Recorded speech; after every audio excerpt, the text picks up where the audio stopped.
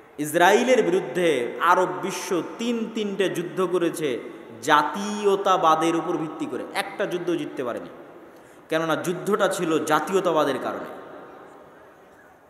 তো জেরুজালেম যখন ক্রুসেডাররা দখল করে নিয়েছিল তখনও যুদ্ধ হয়েছিল জাতীয়তাবাদের কারণে, জিততে পারেনি। সালাহুদ্দিন আইয়ুবী এই সমস্ত মুনাফিকদেরকে হত্যা করতে করতে, এই সমস্ত মুনাফিকদেরকে ষড়যন্ত্র থেকে মুসলিম উম্মাকে মুক্ত করে তারপরে তিনি মনোযোগ দিলেন জেরুজালেম বিজয়ের জন্য। জেরুজালেম বিজয়ের আগেই, তারও আগে ইমাদউদ্দিন জিঙ্কি, নূরউদ্দিন জিঙ্কি, তাদেরই সিলসিলার ছিলেন সালাহুদ্দিন আইয়ুবী। ইমাদউদ্দিন জিঙ্কি আর নূরউদ্দিন জিঙ্কি তারা জেরুজালেম বিজয় করবেন এই জন্য একটা মিম্বার বানিয়েছিলেন সিরিয়াতে। যেই দিন জেরুজালেমের মসজিদ আকসা বিজয় হবে সেই দিন এই মেম্বার মসজিদ আকসায় স্থাপন করা হবে। ওই মেম্বার এখনও মসজিদ আকসায় আছে। সালাহুদ্দিন আইয়ুবীরও স্বপ্ন ছিল এই যে মেম্বার তৈরি করা হয়েছে, এই মেম্বার আমাকে জেরুজালেমে স্থাপন করতে হবে, মসজিদ আকসায় স্থাপন করতে হবে। এই স্বপ্নে তিনি হজও করেননি, ওমরাও করেননি। পৃথিবীতে আল্লাহর তিনটা ঘর আছে, কাবা, মসজিদে নববী আর মসজিদ আকসা। এই তিনটা ঘরের একটা ঘর, তিনটা ঘরই তো আল্লাহর ঘর।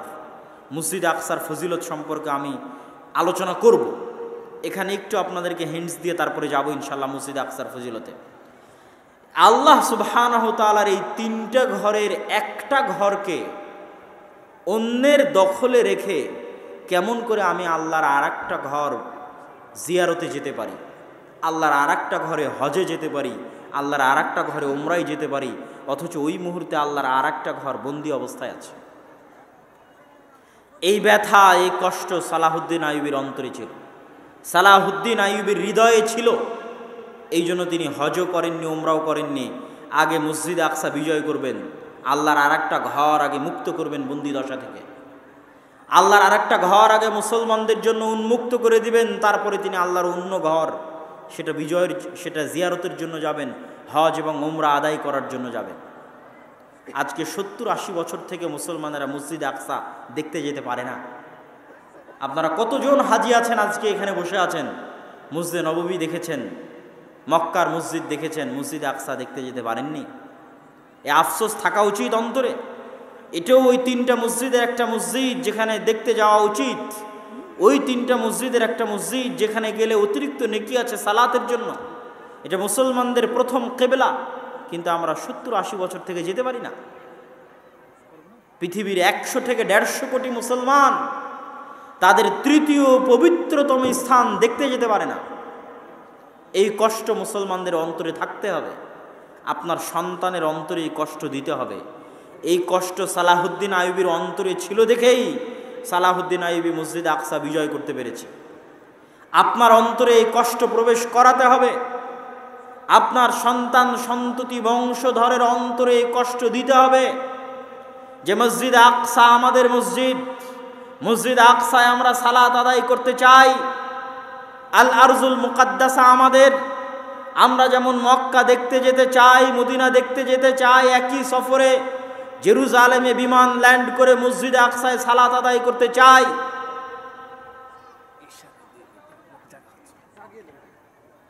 আপনারা যারা একটু সামনের দিকে যদি অল্প অল্প করে চেপে বসেন, পিছনে লোকজন জায়গা পাচ্ছে না, একটু অল্প অল্প করে একটু চেপে বসেন যাতে পিছনে লোকজন বসতে পারে, একটু সহযোগিতা করেন। জাযাকুমুল্লাহু খায়রান, বারাকাল্লাহু ফিকুম।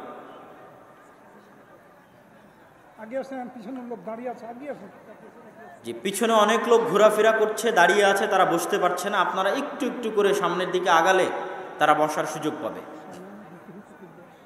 জি, সম্মানিত উপস্থিতি, সালাহুদ্দিন আইয়ুবীর অন্তরে এই কষ্ট ছিল যে তিনি মসজিদে আকসায় সালাত আদায় করতে পারেন না, মসজিদে আকসায় প্রবেশ করতে পারেন না, মুসলমানেরা পারে না।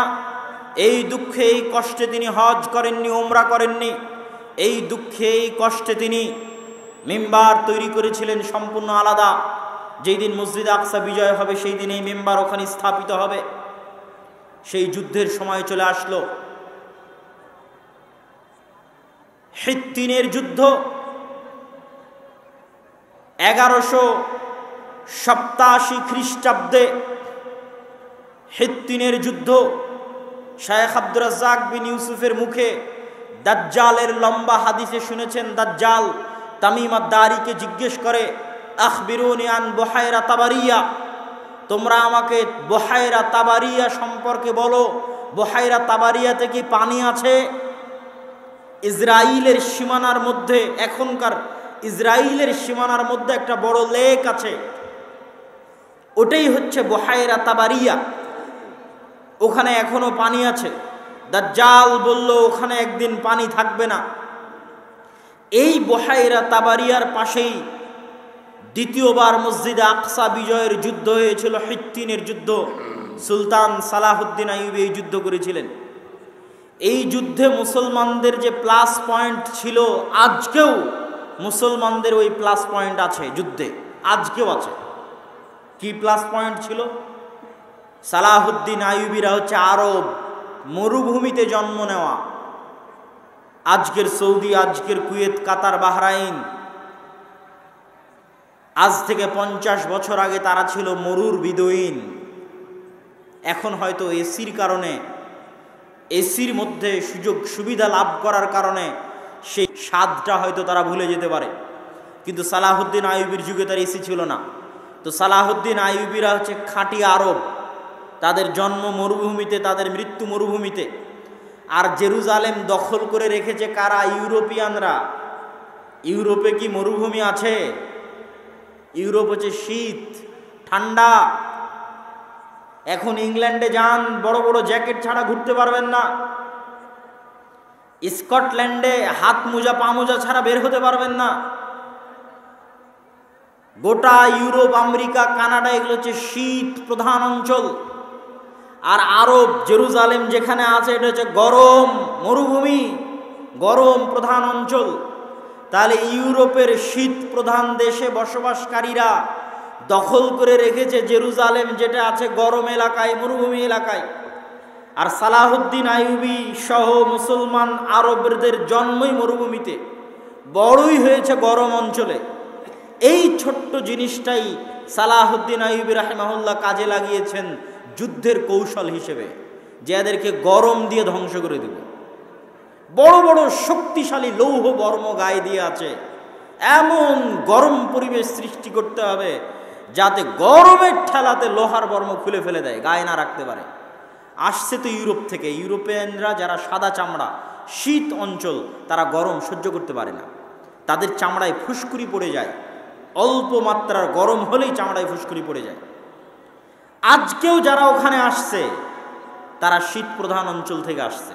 এখানে একটা মজার জিনিস বলে রাখি, মুসলমানেরা ওই অঞ্চলগুলোই বিজয় করতে পেরেছে যেগুলো গরম, আর ওই অঞ্চলগুলো বিজয় করতে পারেনি যেগুলো শীত।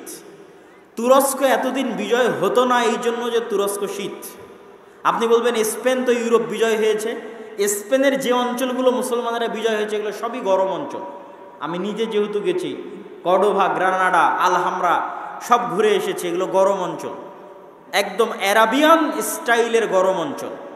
যেখানে থেকে শীত শুরু, ওখান থেকে আর মুসলমানেরা বিজয় করতে পারেনি।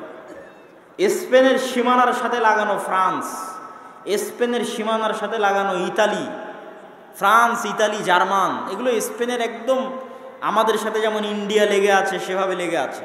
তো মুসলমানেরা স্পেন বিজয় করে আর ফ্রান্সে ঢুকতে পারেনি, স্পেন বিজয় করে আর ইতালিতে ঢুকতে পারেনি। তার সবচেয়ে বড় কারণ ছিল শীত। মুসলমানেরা অভ্যস্ত ছিল গরমে, তারা শীতে যুদ্ধ করতে পারত না। তাহলে জেরুজালেম যারা দখল করে রেখেছে এরা আসছে শীত এলাকা থেকে। সালাহুদ্দিন আইয়ুবী যুদ্ধের ট্রিক্সে খাটালেন যে আমি তাদেরকে পানির যে সরবরাহগুলো আছে এগুলো থেকে একদম আশেপাশের 15-20 কিলোমিটার খালি মরুভূমি থাকবে, এরকম মরুভূমিতে নিয়ে যাব। তো যুদ্ধ শুরু করলেন স্বাভাবিক শহর এলাকাতেই, একটু করে আগান, একটু করে পিছান, একটু করে আগান, একটু করে পিছান, পিছাতে পিছাতে পিছাতে পিছাতে তাদেরকে বুঝাচ্ছেন যে আমরা পরাজিত হচ্ছি, কিন্তু আসলে তিনি তাদেরকে টেনে টেনে মরুভূমির মধ্যে নিয়ে যাচ্ছেন, পানির সকল সরবরাহ থেকে বিচ্ছিন্ন করে দিচ্ছেন। কিন্তু তারা মনে করছে আমরা মুসলমানদের পরাজিত করছি।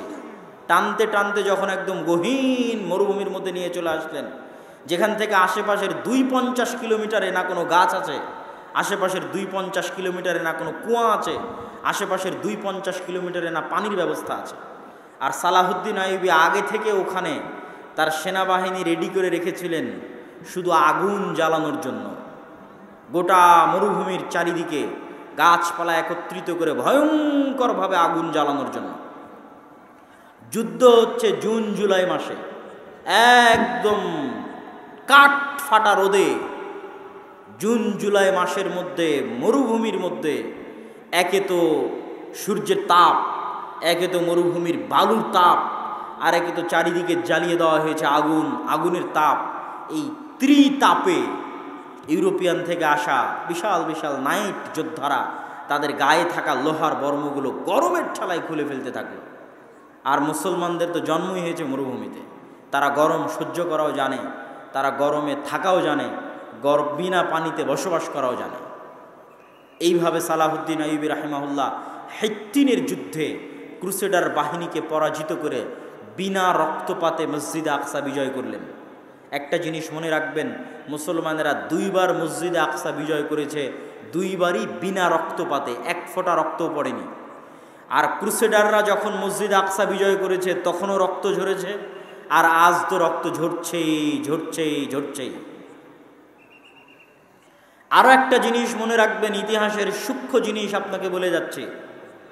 ওমর রাদিয়াল্লাহু তাআলা আনহু যখন মসজিদে আকসা বিজয় করেন তখন পাদ্রীরা ওমর রাদিয়াল্লাহু তাআলা আনহুকে জোর করে লিখিয়ে নিয়েছিলেন। চুক্তিনামার মধ্যে ওমর রাদিয়াল্লাহু তাআলা আনহুকে জোর করে লিখিয়ে নেওয়া হয়েছিল যে লেখেন চুক্তিনামার মধ্যে যে এই জেরুজালেমে কোনো ইহুদিকে বসবাস করতে আপনি দিবেন না। ওমর রাদিয়াল্লাহু তাআলা আনহুর কাছে খ্রিস্টানদের দাবি যে আপনি জেরুজালেম বিজয়ের যে চুক্তি, এই চুক্তিতে লেখেন যে এই জেরুজালেমে আপনি কোনো ইহুদিকে বসবাস করতে দিবেন না। এই চুক্তি এখনও আছে লিখিত আকারে, কিয়ামা কানিসা আল কিয়ামা, কিয়ামা গির্জায়, জেরুজালেমের কিয়ামা গির্জায় এখনও লিখিত আকারে ওই চুক্তি আছে, যার মধ্যে ওমর রাদিয়াল্লাহু তাআলা আনহু লিখেছিলেন যে এই জেরুজালেমে কোনো ইহুদিকে বসবাস করতে দেওয়া হবে না। দাবি কাদের ছিল? খ্রিস্টানদের ছিল। আশ্চর্য হবেন, ওমর রাদিয়াল্লাহু তাআলা আনহু প্রথম যিনি ইহুদিদেরকে জেরুজালেম ভিজিট করার, তাদের পবিত্র স্থানগুলো দেখার অনুমতি দিয়েছিলেন যে তোমরা এসে দেখে ঘুরে যেতে পারো, বসবাস করতে পারবে না। ইহুদিরা নিজে কলমে লিখে গেছে যে গত ১৫-২০০০ বছর যাবৎ তাদের সবচেয়ে গোল্ডেন টাইম ছিল স্পেনে যে মুসলমানদের শাসন ছিল, আন্দালুস, স্পেন, কর্ডোভা, টলেডো, গ্রানাডায় মুসলমানদের যে স্বর্ণযুগের শাসন ছিল, ওই স্বর্ণযুগের শাসনে ইহুদিরা যেই পরিমাণ সুযোগ সুবিধা ভোগ করেছে আর কোনোদিন অতীতে এবং পরে কোনো শাসক তাদেরকে ওই পরিমাণ সুযোগ সুবিধা প্রদান করেনি। ওই সময় তারা জ্ঞান বিজ্ঞান শিখে, নতুন নতুন থিওরি তাদের মাথায় আসে, তারা খ্রিস্টানদের মধ্যে ভাঙ্গন তৈরি করে, প্রোটেস্ট্যান্ট খ্রিস্টান আবিষ্কার করার মাধ্যমে মুসলমানদের মধ্যে ভাঙ্গন তৈরি করে, প্ল্যান করে কিভাবে পুনরায় জেরুজালেমে ফিরে যেতে হবে, কিভাবে পুনরায় দখল করা যাবে, এগুলো সকল প্ল্যান তারা ওই সময় করে। বলছিলাম ওমর রাদিয়াল্লাহু তাআলা আনহু যেমন বিনা রক্তপাতে মসজিদ আকসা বিজয় করেছিলেন, সুলতান সালাহুদ্দিন আইয়ুবীও তেমনি বিনা রক্তপাতে মসজিদ আকসা বিজয় করেছিলেন। এই মসজিদে আকসা বিজয়ের ৬০-৭০ বছরের মাথায় তখনও পরিপূর্ণ আরব বিশ্ব ক্রুসেডার থেকে খালি হয়নি। ৬০-৭০-৮০ বছরের মাথায় মঙ্গোলীয়দেরকে পরাজিত করছেন সাইফুদ্দিন কুতজ, আর জহিরুদ্দিন আল বেরবাস পরাজিত করছেন। মঙ্গোলীয়রা চীনের সীমান্ত থেকে বের হয়ে Uzbekistan, Kyrgyzstan, Kazakhstan, Afghanistan, Samarkand, Bukhara পায়ের নিচে পিষতে পিষতে ইরান, নিশাপুর পিষতে পিষতে ইরাকের বাগদাদ, লক্ষ লক্ষ মুসলমানের মাথা কেটে এই ঝড়কে পৃথিবীতে থামানোর মতো কেউ ছিল না। মুসলমানেরা লিখতে বাধ্য হয়েছে আর ইয়াজুজ মাজুজ। মাত্র ১০০ বছরের ব্যবধানে একদিকে ক্রুসেডাররা আর একদিকে মঙ্গোলীয়রা। এর চেয়ে ভয়াবহ পরিবেশ পৃথিবীর ইতিহাসে মুসলমানেরা আর কোনোদিন দেখেনি। আজকের পরিবেশ অত ভয়াবহ নয়, ওই দিন পরিবেশ যত ভয়াবহ ছিল। এই যে তাদের স্রোত, এই স্রোত গিয়ে থামল মিশরে। মিশরে তখন ক্ষমতায় ছিলেন সালাহুদ্দিন আইয়ুবীর পরই, সালাহুদ্দিন আইয়ুবীর পরপরই মামলুকরা ক্ষমতায় আসে। মামলুক কারা? আজকে যেমন মাদ্রাসাগুলোতে এতিমখানা আছে, এতিমখানায় ছাত্ররা পড়ে, ওই যে নিজামিয়া মাদ্রাসা, মাদ্রাসা নিজামিয়ায় পড়াশোনা করত বিভিন্ন অঞ্চল থেকে আসা গরিব, দাস, গোলাম, ইয়েতিম ছাত্ররা। ওই সমস্ত ছাত্রদের দিয়েই শুধু জিহাদের জন্য একটা টিম ছিল। তারাই জিহাদ করতে করতে করতে করতে একসময় তাদের হাতেই ক্ষমতা চলে আসে। বিশেষ করে সালাহুদ্দিন আইয়ুবীর মৃত্যুর পরে তার ছেলে অথবা তার ছেলের ছেলের স্ত্রী শাজারাতুদ্দুর যখন মামলুক কোনো একজন বাদশাকে বিবাহ করেন, তখন মামলুকেরা পরিপূর্ণ ক্ষমতায় চলে আসে। এই মামলুকদেরই ছিল সাইফুদ্দিন কুতজ সেনাপতি, এই মামলুকদেরই ছিল সেনাপতি জাহিরুদ্দিন বেরবাস। তাদের সাথে দ্বিতীয় যুদ্ধ হচ্ছে আইনে জালুতের যুদ্ধ, তথা 1187 মাত্র 60, 70, 80 বছর পরে আইনে জালুতের যুদ্ধ হচ্ছে মঙ্গোলীয় হালাকু খা চেঙ্গিস খানের বিরুদ্ধে। পৃথিবীর ইতিহাসে এটা তাদের প্রথম পরাজয়। তারা ভুলেই গেছিল যে কেউ তাদের পরাজিত করতে পারে। আর এই মিশরে যদি তারা পরাজিত না হতো, তাহলে পুনরায় মঙ্গোলীয়দের হাতে বাইতুল মুকাদ্দাস ধ্বংস হয়ে যেত। তাদের কাছে তো আর বাইতুল মুকাদ্দাস পবিত্র না, তাদের হাতে কাবা ধ্বংস হয়ে যেত, তাদের হাতে মসজিদে নববী ধ্বংস হয়ে যেত। মসজিদে নববী, কাবা এবং বাইতুল মুকাদ্দাস ধ্বংস হওয়ার আগের শেষ যুদ্ধ ছিল বাগদাদ ধ্বংস হয়ে যাওয়ার পরে, সিরিয়া ধ্বংস হয়ে যাওয়ার পরে শেষ যুদ্ধ ছিল মিশর আইনে জালুতের যুদ্ধ। সাইফুদ্দিন কুতজ এবং জাহিরুদ্দিন বেরবাস এই যুদ্ধে অবতীর্ণ হয়েছিলেন এবং এটাও একটি অসম যুদ্ধ ছিল, তথা মুসলমানদের সংখ্যা ছিল কম আর তাদের সংখ্যা ছিল বেশি। সম্মানিত উপস্থিতি, এই দুই ঘটনার মাত্র 100 বছরের ব্যবধানে ওসমানীয় খেলাফতের খলিফা মুহাম্মদ আল ফাতেহ বিজয় করেন ইস্তাম্বুল, কুস্তুনতুনিয়া। তাহলে পুরো সারমর্ম আপনাকে টেনে দিলাম যে 300 বছরে মুসলমানেরা সবচেয়ে ভয়ঙ্কর অবস্থা দেখেছে। একদিকে ক্রুসেডারেরা, একদিকে মঙ্গোলীয়রা। ক্রুসেডার এবং মঙ্গোলীয়দের মুসলমানেরা পরাজিত করেছে, তারপরে মুসলমানেরা ইস্তাম্বুল, কুস্তুনতুনিয়া, কনস্টান্টিনোপল বিজয় করেছে। আজকে মুসলমানেরা ওই রকম খারাপ এবং ভয়াবহ পরিস্থিতির মুখোমুখি হয়নি, কিন্তু আজকে মুসলমানেরা বিজয় হচ্ছে না কেন? আজকে জেরুজালেম মসজিদে আকসা মুসলমানদের হাতে নাই কেন? আজকে জেরুজালেম মসজিদে আকসা মুসলমানদের হাতে না থাকার কারণ, আর এই মসজিদে আকসা, এই জেরুজালেম যুগে যুগে যতবার বিজিত হয়েছে, তার যদি সারমর্ম আপনি দেখেন, তাহলে আমি বক্তব্যের শেষে গিয়ে আরও আপনাকে সারমর্ম বলবো যে কেমনে কিভাবে মুসলমানেরা পুনরায় সেই জায়গায় নিজেদের ফিরিয়ে নিয়ে যেতে পারবে, বলবো ইনশাআল্লাহ। তার আগে বলে নেই, আজকে সারা বিশ্বের মুসলমানদের চারিত্রিক বিকৃতি ঘটেছে ঔপনিবেশিক শাসন আমলে। ঔপনিবেশিক শাসন আমল হচ্ছে আমাদেরকে যেমন ব্রিটিশরা শাসন করেছিল 190 বছর। আপনারা আজকে যেই জমির মালিক হয়েছেন, এই জমির মালিক আপনারা ছিলেন না। একদম ক্লিয়ার কথা বলছে, আপনারা যারা এখানে বসে আছেন সবার নামে জমি আছে। 1937-এর আগে এগুলো একটা জমি আপনাদের নামে ছিল না, সব জমি ছিল জমিদারদের। এই অঞ্চলে যারা আজকে আপনারা বসবাস করছেন, আপনারা জমির মালিক হয়েছে আপনাদের বাপদাদারা 1937-এ। জমিরই মালিক ছিলেন না আপনারা, জমি নাই আপনার, মানে আপনি বলতে পারবেন না যে এই জমি আমার, জমি জমিদারের, আর আপনি হচ্ছে তাদের অধীনে গোলামি করবেন। এই যুগ ছিল 190 বছর এই অঞ্চলে। এই 190 বছরের গোলামিতে আমাদের চরিত্র বিকৃতি হয়ে গেছে। আমরা ওই 190 বছর যে ব্রিটিশদের গোলামি করেছি, ওই গোলামি থেকে এখনো 60 বছরে বের হতে পারিনি। ওই 190 বছরের গোলামিতে আমাদের চরিত্র বিকৃত হয়ে গেছে। তো এইভাবে যুগে যুগে যখনই কোনো জাতির চরিত্র বিকৃতি হয়ে যায়, স্বাধীনভাবে আর চিন্তা ভাবনা থাকে না, তখন তারা আর স্বাধীন ভাবতেও পারে না, আর উঁচু হিম্মতও কাজ করে না। তো আজকে আপনারা যেমন ব্রিটিশদের গোলাম ছিলেন 190 বছর, এই গোটা মুসলিম বিশ্বের কোনো না কোনো দেশ, কোনো না কোনো ইউরোপিয়ান কান্ট্রির উপনিবেশ কলোনি ছিল, গোলাম ছিল। আফ্রিকার সবগুলো দেশ ফ্রান্স, ইতালি আর স্পেনের কলোনি, ফ্রান্স, ইতালি আর স্পেনের উপনিবেশ। এই জন্য আফ্রিকান যে মুসলিম দেশগুলো আছে ওরা স্প্যানিশ ভাষায় কথা বলে, ফরাসি ভাষায় কথা বলে। আমাদের ভারত, পাকিস্তান, বাংলাদেশের মানুষ যেমন সবচেয়ে বেশি যায় ইংল্যান্ডে, ঠিক আফ্রিকার মানুষজন সবচেয়ে বেশি যায় ফ্রান্সে, আফ্রিকার মুসলমানেরা সবচেয়ে বেশি যায়, মরক্কোর মুসলমানেরা সবচেয়ে বেশি যায় স্পেনে। ইংল্যান্ডের যা আইন, ভারত, পাকিস্তান, বাংলাদেশের তাই আইন। ইংল্যান্ডের রাস্তায় গাড়ি যেই দিক দিয়ে যায়, বাংলাদেশ, ভারত, পাকিস্তানের রাস্তায় গাড়ি ওই দিক দিয়ে যায়। ইংল্যান্ডের গাড়ির যেই সাইডে সিটিং হুইল ধরার জায়গা আছে, বাংলাদেশ, ভারত, পাকিস্তানের গাড়ির ওই সাইডেই জায়গা আছে। ইংল্যান্ডের ভাষা ইংরেজি, ভারত, পাকিস্তান, বাংলাদেশের সেকেন্ড ল্যাঙ্গুয়েজ ইংরেজি। আবার ফ্রান্স, জার্মানি, ইতালি, স্পেন, এরা যে দেশগুলো শাসন করেছে, এদের দেশের রাস্তা যেই সাইড দিয়ে গাড়ি যাবে, ফ্রান্সের ওই কলোনিতে যায় দেখবেন ওই সাইড দিয়ে গাড়ি যায়। এদের দেশের গাড়ির যেই সাইডে সিট আছে বসার, ওদের দেশে যায় দেখবেন ওই সাইডে বসার সিট আছে।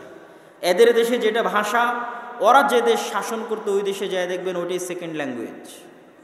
এইভাবে 190 বছরের গোলামিতে, এটা এমনি বাহ্যিক উদাহরণ দেখালাম, আমি তো আর বাস্তব ভিতরের উদাহরণ আপনাকে দিতে পারছি না।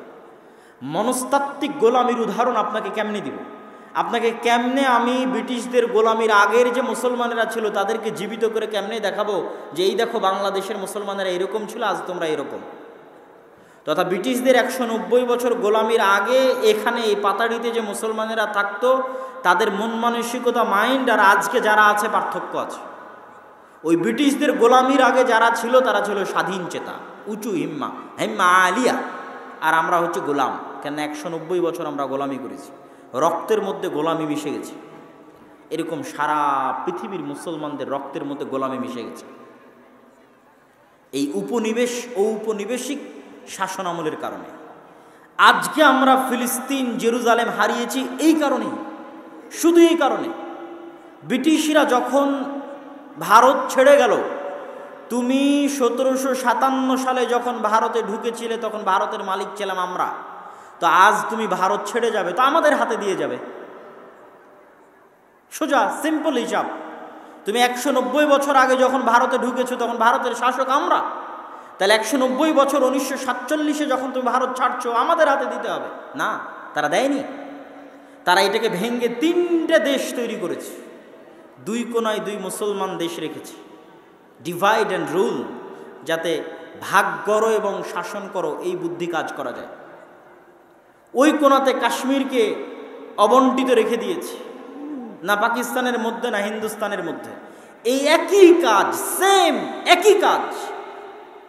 না লেবানন নামে দুনিয়াতে কোনো দেশ ছিল, না ইসরায়েল নামে দুনিয়াতে কোনো দেশ ছিল, না ফিলিস্তিন নামে দুনিয়াতে কোনো দেশ ছিল, না আরও যে দেশগুলো, তো জর্ডান নামে পৃথিবীতে কোনো দেশ ছিল, না আরব আমিরাত নামে পৃথিবীতে কোনো দেশ ছিল, না কাতার নামে পৃথিবীতে কোনো দেশ ছিল, না কুয়েত নামে পৃথিবীতে কোনো দেশ ছিল। সবই ছিল উসমানীয় খেলাফা, সবই উসমানীয় খেলাফা। সবগুলোকে এরা ভেঙেছে, বসে থেকে থেকে ম্যাপ তৈরি করেছে, বসে থেকে থেকে ম্যাপ তৈরি করে ভেঙ্গে ভেঙ্গে ওর মধ্যে থেকে বের করেছে জেরুজালেমের জায়গা, ইসরায়েলের জায়গা। উসমানীয় খেলাফতের দ্বিতীয় আব্দুল হামিদের ঘটনা পড়ে দেখবেন যে তার কাছে ইহুদিরা কত চেষ্টা করেছে যে আমরা জেরুজালেমে জমি কিনতে চাই, আমাদেরকে জমি কেনার অনুমতি দেওয়া, তিনি দেননি। বিস্তারিত ইতিহাস পড়ে দেখবেন। সেই জায়গায় সারা বিশ্বের সব খ্রিস্টান ইহুদিরা একত্রিত হয়ে, অথচ এই খ্রিস্টানেরাই 1400 বছর আগে ওমর রাদিয়াল্লাহু তাআলা আমাকে লেখালো চুক্তিতে যে আপনি লেখেন যে জেরুজালেমে আপনি কোনো ইহুদিকে বসবাস করতে দিবেন না। খ্রিস্টানেরা লেখালো। আজ 1400 বছর পরে ওই খ্রিস্টানেরাই তোমার এত ভালোবাসা, এত দরদ, তোমার ইউরোপ আমেরিকার মধ্যে জায়গা বের করে দাও, থাকার জন্য দাও না কেন? মুসলমানদের মধ্যে থেকে জায়গা বের করতে হবে। কীভাবে বের করেছে? এইভাবে, যেভাবে ভারতকে ভেঙে 3 টুকরা করেছে, ওই একইভাবে শাম এবং সিরিয়াকে ভেঙে 4-5 টুকরা করে ওর মধ্যে থেকে বের করেছে জায়গা। তাহলে আজ আমরা সারা পৃথিবীতে মুসলমানেরা যে বিস্ফোড়াগুলো বহন করছি, এই বিস্ফোড়াগুলো হচ্ছে ঔপনিবেশিক শাসন আমলের রেখে যাওয়া বিস্ফোড়া। কলোনিয়াল যে সিস্টেম ছিল, ওই সিস্টেমের পরে রেখে যাওয়া বিস্ফোড়া। এখান থেকে উদ্ধার তারাই করতে পারবে যারা স্বাধীন চেতা, যারা গোলামি না করে জন্ম নিয়েছে, যারা গোলামি করা কোনোদিন শিখেনি। আল্লাহ কোথাও না কোথাও তাদেরকে মানুষ করতেছে, আল্লাহ কোথাও না কোথাও তাদেরকে লালন পালন করতেছে। আল্লাহর নিজাম তো আছেই, তাদবীরুল্লাহ সুন্নাতুল্লাহ ফি তাদবীরিল আরজ, আল্লাহর নিজাম আছেই। আল্লাহ ফেরাউনের জন্য মুসা তৈরি করবেনি। আল্লাহ সুবহানাহু ওয়া তাআলা মুসা আলাইহিস সালাতু ওয়াস সালামকে ফেরাউনের ঘরে তৈরি করেছেন। কেন? মুসা আলাইহিস সালাতু ওয়াস সালাম যদি বানু ইসরাঈলদের সাথে পালিয়ে পালিয়ে বেড়াতো, তাহলে ওনার মানসিকতা ছোট হয়ে যেত। উনি বুঝতো না যে স্বাধীনতার স্বাদ কি, স্বাধীন মানুষের স্বাদ কি, স্বাধীন মানুষ কেমনে চিন্তা করে, এটা উনি বুঝতে পারতো না। কেন? ওনার পুরো কওম তো গোলাম কওম। 300 বছর থেকে ওনার কওম ফেরাউনের গোলামি করতেছে। ওনার বানু ইসরাঈলদের শিশু সন্তানকে ইউযাব্বিহুনা আবনাকুম ওয়া ইস্তাহয়ুনা নিসাকুম, চোখের সামনে ফেরাউনের পুলিশ বাহিনী ধরে ধরে জবাই করতেছে। তো মুসা আলাইহিস সালাম তো বুঝবে না। উনি যদি বানু ইসরাঈলের সাথে বড় হতেন, উনি বুঝতেন এটাই মনে হয় আমার জীবন, এই গোলামি আমার ভাগ্য, এই দাসত্বই আমার জিন্দেগি। কিন্তু উনি যখন ফেরাউনের বাড়িতে মানুষ হয়েছে, পূর্ণ সুযোগ সুবিধা পেয়ে যাবতীয় অধিকার ভোগ করে, তখন উনি বুঝেছে যে কিরে একটা স্বাধীন মানুষের স্বাদ কি, একটা স্বাধীন মানুষের চিন্তা চেতনা কি। তখনই না ওনার সামনে বানু ইসরাঈলকে কিবতীরা যখন ধরে মারলো, বানু ইসরাঈলকে ফেরাউনের বংশের একজন ধরে একজন বানু ইসরাঈলকে মারলো, তো মুসা আলাইহিস সালাম রাগে এক থাপ্পড়ে ফেরাউনের ওই প্রশাসনিক কর্মকর্তাকে ওখানেই হত্যা করে ফেলেছেন। তো উনি যে একটা থাপ্পড় দিলেন, এই হিম্মতটা আসলো কোথায় থেকে? উনি যদি বানু ইসরাঈলের সাথে বড় হতেন, উনিও গোলাম হয়েই বড় হতেন। কিন্তু উনি ফেরাউনের বাড়িতে বড় হয়েছেন, উনি দেখেছেন যে ওনার বানু ইসরাঈলের সাথে কী রকমের ব্যবহার করা হয়। আল্লাহ ওভাবে কোথাও না কোথাও মানুষ করতেছে, স্বাধীন চেতা মুসলমানকে মানুষ করতেছে। আল্লাহ করবে, এটা আল্লাহর সিস্টেম। আমার এবং আমাদের দেশের আমরা যেইভাবে গোলাম হিসেবে বড় হচ্ছি, আমাদের রক্ত মজ্জায় অস্থি মজ্জায় যেভাবে গোলামি ঢুকে গেছে, এই গোলামি থেকে আমরা না নিজেরা কোনোদিন স্বাধীনতার স্বাদ পাবো, না আমরা আমাদের মুসলিম ভাইদেরকে কোনোদিন স্বাধীনতার স্বাদ দিতে পারবো। কিন্তু আল্লাহর নিজাম আল্লাহ করবেন। আল্লাহ সুবহানাহু ওয়া তাআলা ওই রকম স্বাধীন চেতা হিম্মা আলিয়া মুসলমানদের হাত দিয়েই, যারা শুধুমাত্র আল্লাহর সন্তুষ্টির জন্য, জাতীয়তাবাদের কারণে নয়। আরব ইসরায়েল 3-3টে যুদ্ধে আরবেরা পারেনি কেন?